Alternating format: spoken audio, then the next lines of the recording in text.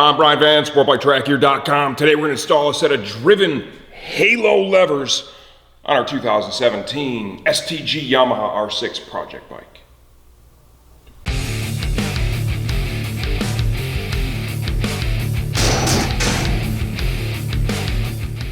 Okay, this is the first time I've used or installed the driven halo levers. You can see I've already got them on the bike. If you want to see the actual install, you know what? Just keep watching the video. That'll be in the second half. Right now, we're just going to give you the cliff notes, give you a quick overview. Let's talk lever length first off. When my buddy at Driven came up with these, he didn't want to build a shorty and he didn't want to build a standard length. He put something right in the middle, and the halo is that. It's about a 3/4 length lever. Fully adjustable and folding. Also has an Aero notch cut out in the blade itself. The quality of the machining is excellent. All the stuff they do over there, he does a great job with it, no question.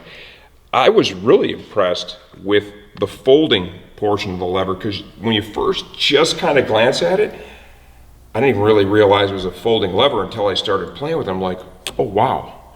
Really nice tolerance there. It's got a nice detent at the bottom, so it can't fold down too far at all. It kind of stops itself at the top. He did a great job executing that.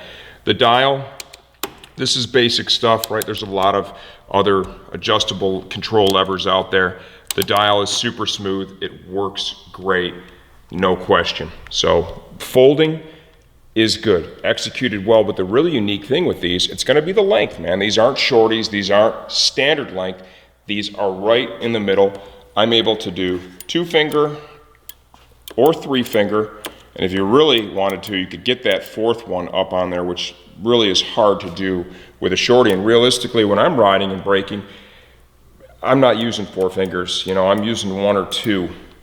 The clutch, sometimes 1 or 2, sometimes all 4, and I can still do that with these levers, and I thought that was kind of cool too. Like from a dead stop, yeah, I do kind of prefer to have the whole hand up there, and you can do that if you want to.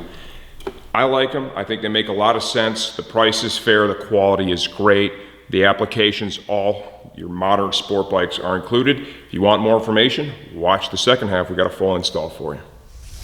Okay, the first thing I want to show you is this, the lever length. You know, this isn't a shorty, and it's not a standard either. And you can see that. Driven was shooting for something right in between. And with the halo lever, let's call this about a 3/4 lever. Quality looks great. The folding part, I mean, it's almost hidden. The detent for it, super nice. The adjustability, very smooth. Everything they do over there, they do a great job. This comes complete with instructions, okay? If you want to read those, I encourage you to do that, especially if you've not done this particular job before. I'm going to run you through the process of what I would do to install it. Very basic hand tools here. Flat bladed screwdriver. I got a 10 mil wrench. I got some side cutters to open the lube. I've got a little Phillips head. I'll show you, I'm going to lube some of the contact points of the levers to ensure smooth operation. To remove the brake lever, you begin with the lock nut that is underneath the pivot screw.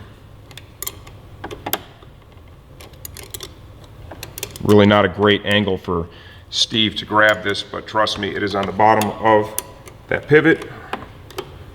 And it's also a lock nut, so you have to twist it off the majority of the way before it can be removed from the bolt with just your fingers. Your brake lever and your clutch, I mean, these are your control levers, super important. This is done correctly, and that you check everything before you go out and ride the bike to make sure that you don't have any binding, okay? Everything is perfectly smooth. You know, I know right now you'll look around on the internet, man, you see some levers that are coming from, you know, God knows where, from Alibaba, whatever, China. It's great, feel like you're saving some money. But if these tolerances aren't right and something goes wrong with that brake lever, you can have a serious accident. So I would just consider that when making a lever choice. Here's that lock nut. So there's no need to use thread locker on it. This actually mechanically locks itself on there so that it can't just twist off. Flat bladed screwdriver.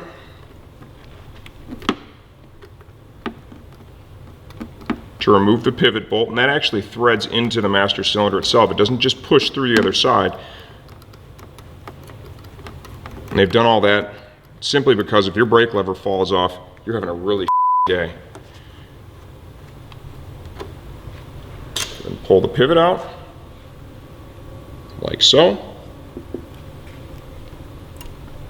And now the lever itself. We can see here is our stock Nissan lever. And now let's get ready to install the halo. What I want to do is I just want to check the tolerance here. Look at that, that's just right. Okay, you got to make sure you install the pivot here because this catches the piston for the brake master cylinder right here. Make sure all the fasteners are tight. Brake switch actuator here. Lubrication. They included, I almost hit Steve in the eye with that. They included a pack of grease. You're not going to need to use anywhere near the full contents. They included it with each lever. Okay, so what I want to do is I want to get in here and just coat the bore with a thin layer. You don't need a ton, but just a thin layer. We're going to do it for the master cylinder pivot as well as the pivot for the lever itself. You'll also want to make sure that this surface is clean and the surface inside your master is clean. This is very clean because the bike's super new, so I really don't need to do anything there. First step is slide that in like so. Now I'll bring it over to the bike. You can see I'm holding that. Get the pivot in place. And now you need to make sure that you get that master cylinder push rod slid in there just right. From here, you have to manipulate the lever just a little bit to get that to dip in. Let's go ahead and grab the screwdriver.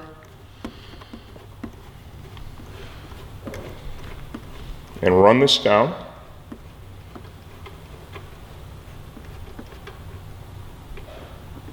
Put a little bit of torque on that right here. I'm just going to check the action, make sure everything's super smooth, which it is. So the tolerances are great. We'll put the lock nut on.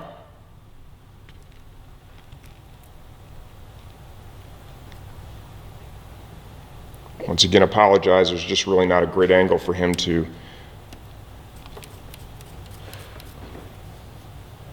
use, but it's pretty self-explanatory. Now when you're tightening this, you will need to hold that with the screwdriver at the top so that the bolt itself is not rotating. And you'll want to torque this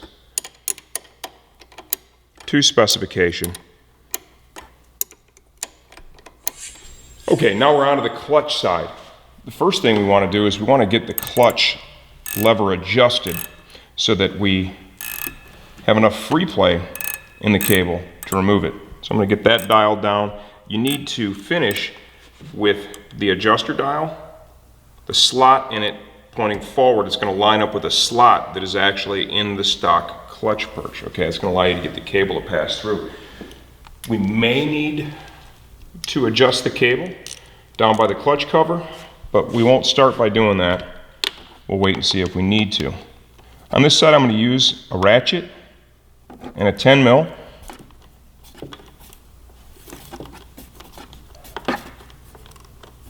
If you need to use a wrench, you can, but the access here is a little tougher with a wrench.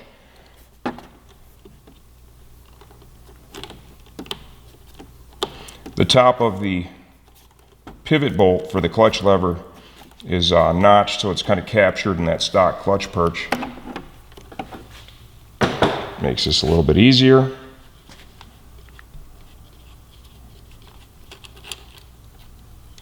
Pull that out. It's a locking nut, like we saw on the brake side. The primary difference being this does not actually thread into the clutch perch. Okay, so unlike the brake side, you don't have that safety mechanism built into this. From here, we will manipulate and slide the clutch lever out, like so. You're going to want to get the cable to pass through the slot that is in the stock clutch perch. Rotate this a little bit, and then slide that through the dial. From here, we'll remove the cable from the lever itself. Make sure you keep this pivot. We may need to use this with the new lever. Okay, now we're going to go ahead and prepare the lever for installation. Some lubrication in here where the bushing rides, so you're going to have smooth action. Okay. We're also going to put a little bit of lube in here where the clutch cable goes.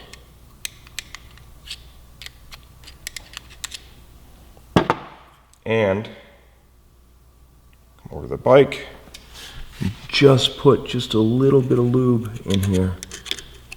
Just a thin film. You don't need to overdo that, just enough so that you reduce the amount of friction. And once we've done all that, we'll be ready to slide the lever in place. Step one, let's get the clutch cable in there. Rotate the lever over, make sure you're holding on to the bushing if you've already got it installed. Pull the clutch cable apart so you can get it installed.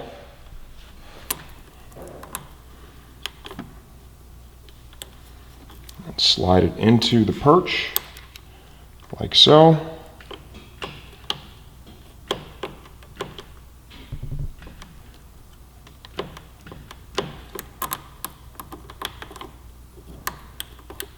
You do have the clutch switch to contend with too, so you may need to compress that clutch switch just a little bit. I just did that, and that allowed the lever to dip in place. And you can see how the pivot bolt is notched. It's got a raised boss on it that lines up with the cutouts, the reliefs in the top of the perch. From there, this is a pretty basic job. I think this is something most riders are going to be able to do on their own. The real keys to it, it's the inspection and adjustment after you've got the levers installed to ensure that you haven't created any unsafe situations. Realistically, if you're not comfortable, 100% comfortable doing this, take the bike to a licensed tech.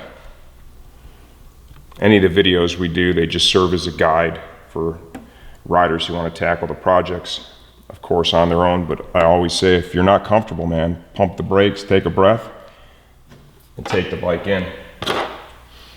I'll go ahead and torque this down.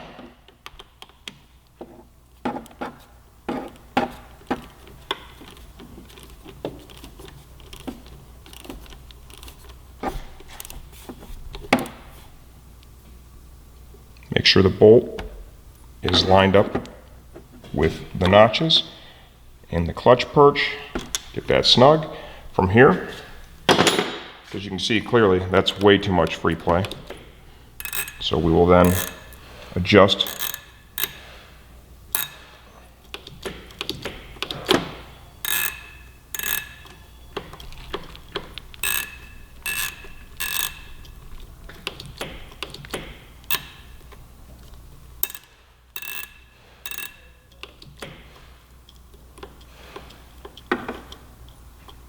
you want to make sure with the clutch lever that you've got it dialed into the point where you have just that little bit of free play at the beginning, okay? Just that little bit. If you have the cable adjusted improperly, the clutch will always be a little disengaged, okay? And that will overheat it and create premature slipping. So it's really important. And from here, you can go rider preference. Some people like more free play, others like less, but be very cognizant of the fact that if you've got this too tight, that clutch is going to slip and it's going to create maintenance issues. Okay, now the most important part before you ride the bike. Let's take a minute. You know, you just put these cool adjustable levers on your bike. You want to take a minute and get them dialed in so they fit you perfectly. Okay, so looking at the brake side here, I would like to have just a little bit more of a downward angle. Okay, so I'm going to loosen up the master cylinder.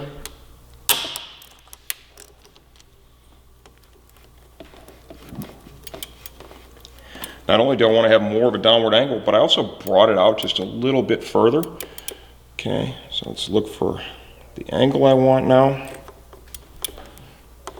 That's probably a little extreme for street. Let's get it up. Feel like I like that right there.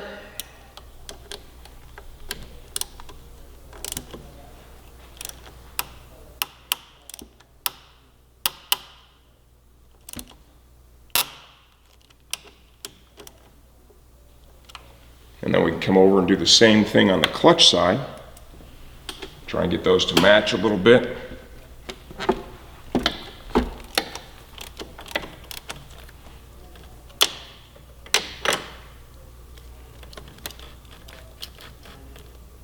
Kind of slide it out. Sit back, really eyeball this.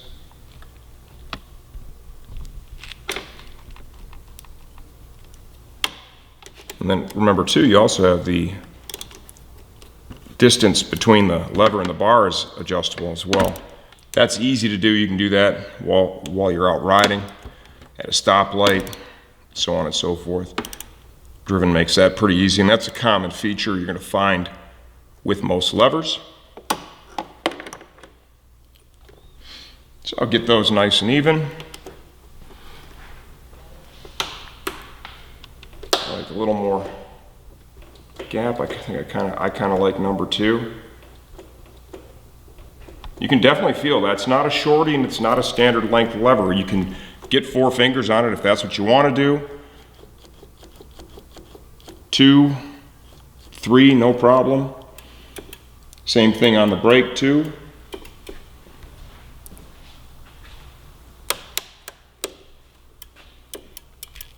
Yeah, I definitely kind of dig 2. What do I think of the levers? Quality's great. I love how he's got the Aero cut out in there. I mean, is that the most necessary thing in the world? No, but it looks super bitchin'. The machining is good. The install went really smooth. And I like the fact that, you know, once again, Driven came out with something that was their own. They didn't make a full-length lever. They didn't make a shorty. They made something of great quality and adjustability that's right in the middle. Overall, I think this is a great choice for most sport bikes.